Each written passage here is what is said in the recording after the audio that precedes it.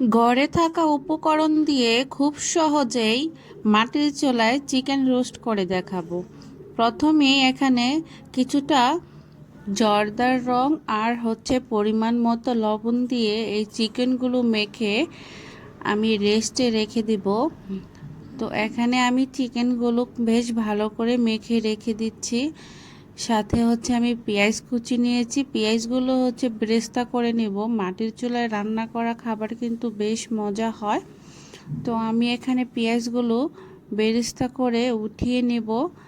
আমার পেঁয়াজগুলো কিন্তু প্রায় বেরেস্তা হয়ে গেছে। তো আমি সেই চিকেনগুলো অল্প অল্প করে ফ্রাই করে নেব। তো এখানে আমি হালকা করে ফ্রাই করছি। রোস্টের চিকেনটা সব সময় হালকা করেই ফ্রাই করা হয়। তো আমার চিকেনগুলো প্রায় ফ্রাই করা হয়ে গেছে। তো এখানে পরিমাণ মতো পেঁয়াজ কুচি দিয়ে তাতে এলাচ, দারচিনি, ঘরে থাকা যে উপকরণ থাকে সেগুলো দিয়ে, তো আমি এখানে পেঁয়াজ বাটা আর বাদাম বাটাও অ্যাড করেছি। একদম সিম্পল, আপনাদের ঘরে যা থাকবে তা দিয়ে মজাদার এই রোস্টটা তৈরি করতে পারবেন। খুব মজা হয়, এভাবে রোস্টটা একবার হলো তৈরি করে দেখবেন।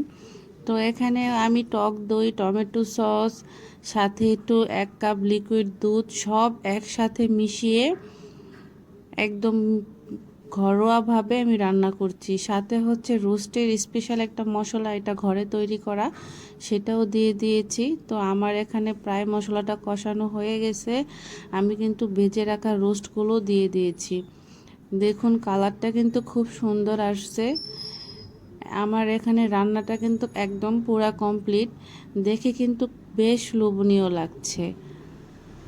আমার কাছে তো বেশ ভালো লাগছে। আপনাদের কাছে কেমন লাগছে অবশ্যই কমেন্ট করে